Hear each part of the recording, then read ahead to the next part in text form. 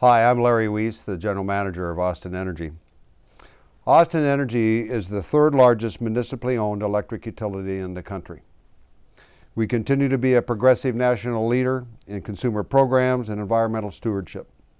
We're also among the highest rated utilities in the nation for reliability and quality of electric service. The recent rate increase and evidence that Austin Energy's service area is growing result in positive changes in Austin Energy's budget for FY 2014. We will realign with the company's strategic goals and make necessary system improvements and expansions required to meet current and expected growth. We will carefully review and expand our programs in renewable energy, energy efficiency, and the growth of our electric system. And we will begin to replenish our cash reserves that have been depleted. The goals and objectives implemented in the 2014 budget will allow Austin Energy to continue to achieve our mission, which is to deliver clean, affordable, and reliable energy and excellent customer service.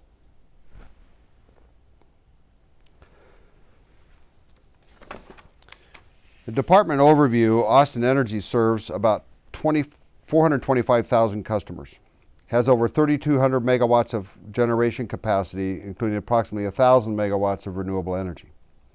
We operate and maintain 73 substations and own and maintain about 12,000 miles of line. In our major accomplishments, of course, a rate increase was implemented to bring revenues to a level that will cover typical day-to-day operations, maintenance, and fixed costs. Rates were effective October 2013. In addition to rate increase, also we restructured our rates, our electric rates, fundamentally to establish individual cost recovery for the different programs and operational components within our budget. In November of 2012, Standard & Poor's raised Austin Energy's bond rating from A+ to AA-, and both Moody's and Fitch reaffirmed their current ratings of A1 and AA- respectively. All three indicated a stable outlook for Austin Energy, contingent on maintenance of adequate reserves and the increasing cash and cash reserves. Bond ratings keep interest rates low and enhance credit quality needed to participate in the ERCOT market. Our new customer billing system, known in the industry as a Customer Information System, or CIS, was implemented that bills for all City of Austin enterprise funds and is supported by 2 citywide call centers. Austin Energy's outstanding reliability record was recognized by the American Public Power Association's top award, the Reliable Public Power RP3 Diamond Level designation. AE was again recognized as a leader for public power utilities in green energy sales. 2 major projects were completed in this past year. The SCC building was completed, known as the System Control Center, when Austin Energy moved from the West Avenue location in downtown Austin with its Energy Control Center. This facility was built to replace that and to accommodate growth within the reliability and our electric system operations. Additionally, the other large construction projects, the Dunlap substation. It is now Austin Energy's largest substation with an auto transformer at that location of 672 megawatts. It will reduce congestion costs and ultimately reduce the power supply adjustment charge to our customers. In our key performance data, we show we are slightly behind our targets in some areas, but solutions to realign them are included in our 2014 budget. Principally, these are with our reliability factors and our goals, which are very high compared to the industry. The sources and uses of funds, the revenue from Austin Energy comes from a variety of electric sales, billed as base, power supply adjustment, community benefit charge, and regulatory charge. Revenues are also received for the use of our transmission lines, leasing of infrastructure for communications, and chilled water, which is meeting its financial targets. These revenues are then used to pay for operation and maintenance, fuel and power supply costs, capital projects, principal and interest payments, and debt on transfers to the city. The recoverable costs that are noted in the second chart, the chart to the right, is attributable to the use of funds for our T-costs, or the transmission cost of service reimbursement that is due for ERCOT. In general, Austin Energy's budget for 2014 has not changed materially from FY 2013, so changes from the 2013 amended budget will be the focus of this presentation. In the revenue highlights, electricity sales are AE's primary source of revenue, and approximately 40% of electricity sales are to residential customers. 40% is to commercial, and the other remaining 20% to industrial. The average residential customer uses about 1,000 kilowatt hours per month, and this chart shows the components of an average bill. Using this example, I will discuss the rate increases included in the budget for FY 2014. The customer charges the first item. It is a flat $10 a month, and it will remain so. The base electricity charge, the energy charge, and includes 5 inclining block tiers. Using 1,000 kilowatt hours per month, the energy charge is $43.50. There will be no base energy increase in FY 2014, so this will remain the same. The 3 remaining charges are adjustable rates, and they will be changing beginning November 1st, 2013.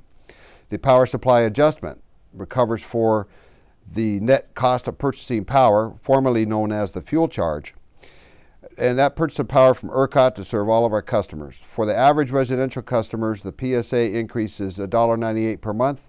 The power supply costs fluctuate most during the summer months, so this factor will be updated in mid-August to reflect any changes.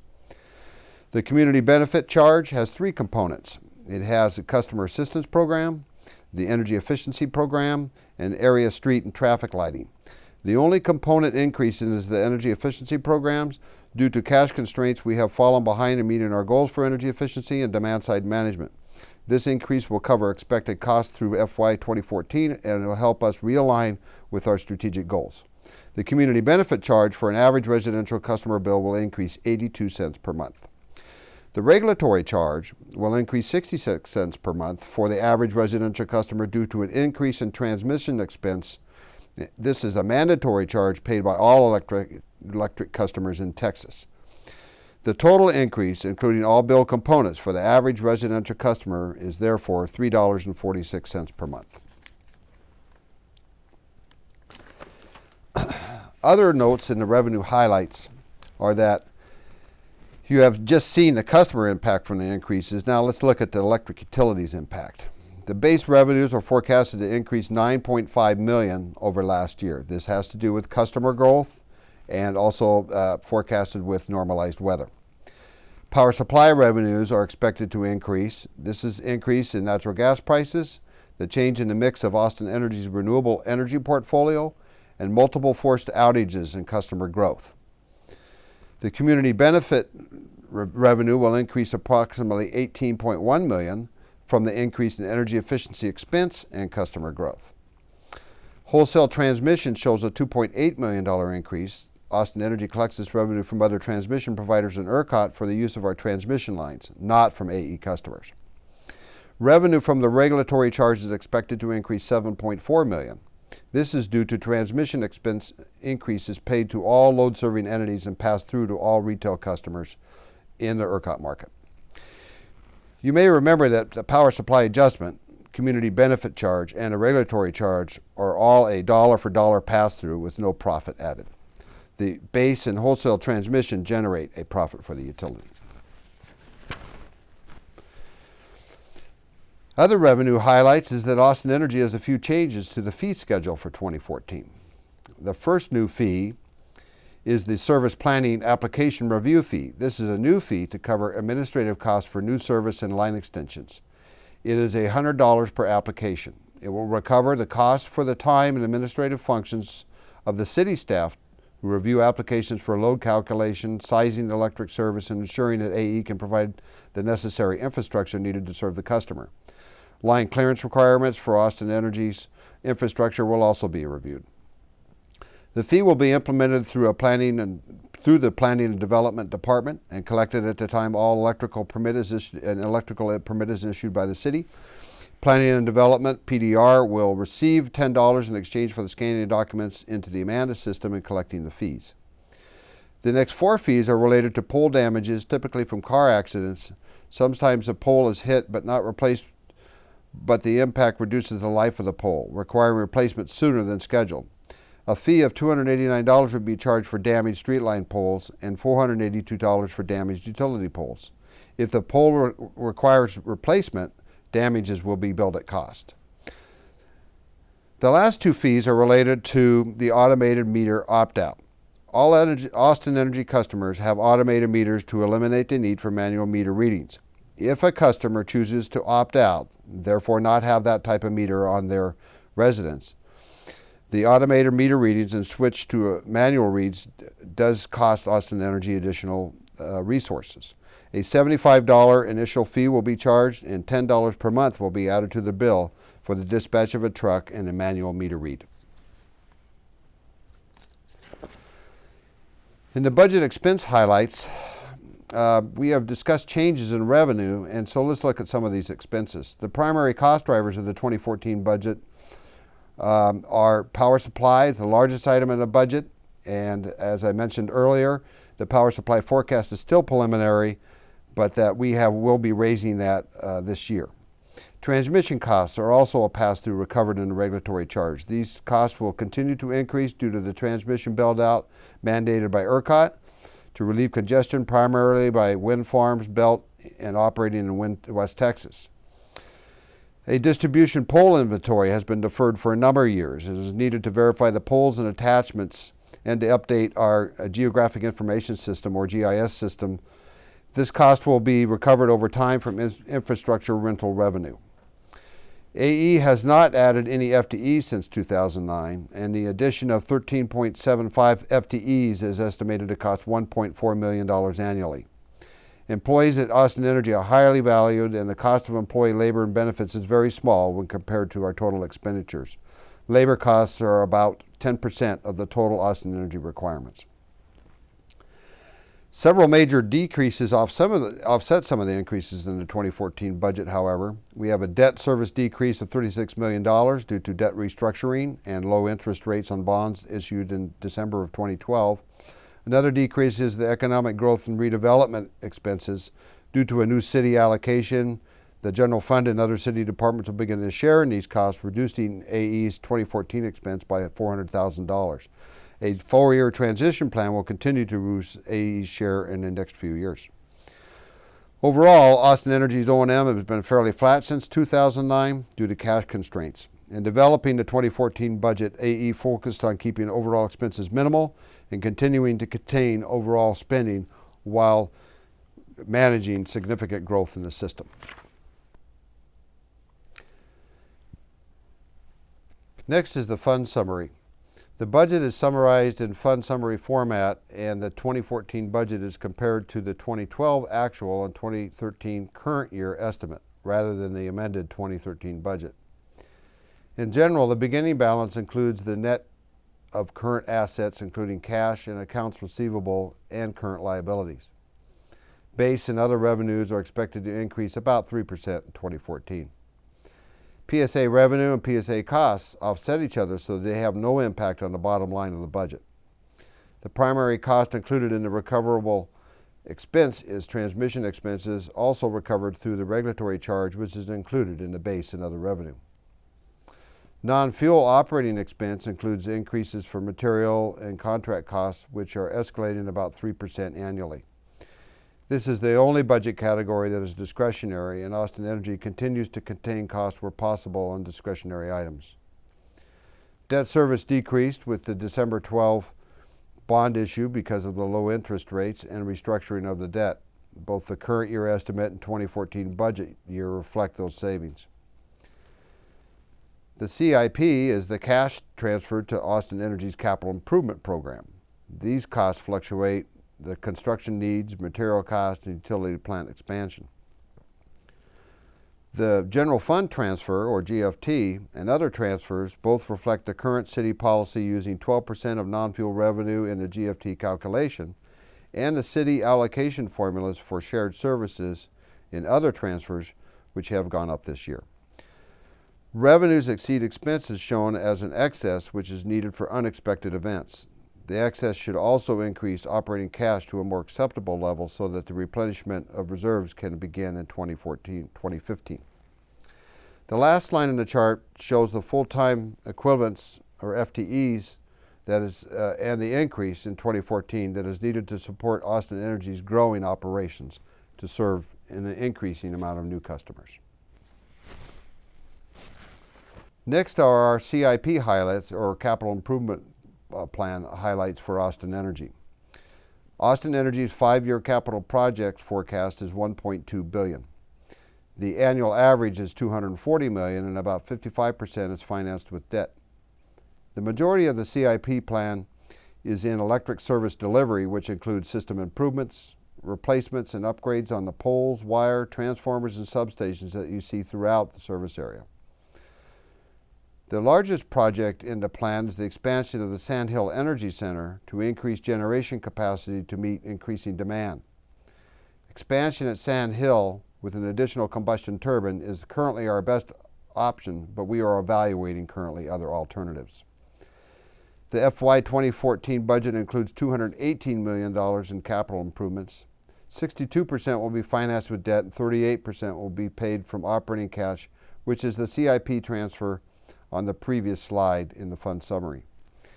FY 2014 plan includes almost 300 individual projects.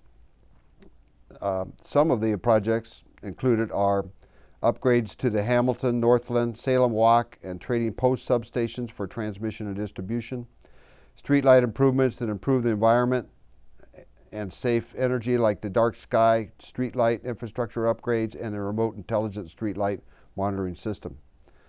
Technology improvements, which are now required in all aspects of the electric utility industry to detect outages, energy delivery strains, and for communications of all kinds. Additional initial planning and design work will also begin in 2014 for the Riverside Drive office building. And decommissioning of the Holly Power Plant is nearing completion. Austin Energy's 2014 proposed budget integrates solutions to meet growth challenges and strategic goals and expects to improve the financial condition of the utility while continuing to deliver clean, affordable, reliable energy and excellent customer service. Some challenges and opportunities. As Austin Energy plans for the next fiscal year, we are encouraged by the expected growth in electric sales as residential construction increases and the commercial and industrial sectors expand. But growth also presents a challenge for the electric utility. Construction costs to meet this growth, use of cash, and increased debt long before recovery through actual customer usage is billed. Maintaining a competitive workforce and retaining employees continues to be difficult for AE as electric utilities' responsibilities are increasing. Specialized engineers, financial experts, and administrative personnel are difficult to attract, and needless to say, operating and field employees. We continue to be highly challenged in the information technology area of our operations for personnel. The ERCOT market continues to change, creating uncertainty in prices and resources, and AE's generation plants are aging, increasing the risk for unplanned outages and the need for replacement generation. Replacing baseload generation involves complex analysis of gas, coal, and nuclear options. This need must be balanced with the intermittent renewable energy and the ERCOT market. Water resource conservation and reduction of carbon emissions must also be factored into these decisions. The ERCOT transmission construction program to reduce congestion is progressing, and while these costs are paid by all electric customers in Texas at an increasing rate, congestion costs incorporated into the nodal market are decreasing, which lowers our power supply adjustment. Continued innovation with the smart grid development is changing the industry and individual lifestyles. The impacts are studied through the Pecan Street project, which is highly involved in Austin Energy research, and Austin Energy's electric vehicle program and review of intuitive household devices, applications, and technology. National energy legislation also has an impact on all these challenges and the overall cost structure. Solutions to these challenges begin with intellectual knowledge and effective planning to budget annual priorities and to meet balanced goals for electric utility, all retail customer classes, and the communities in Austin Energy's service area.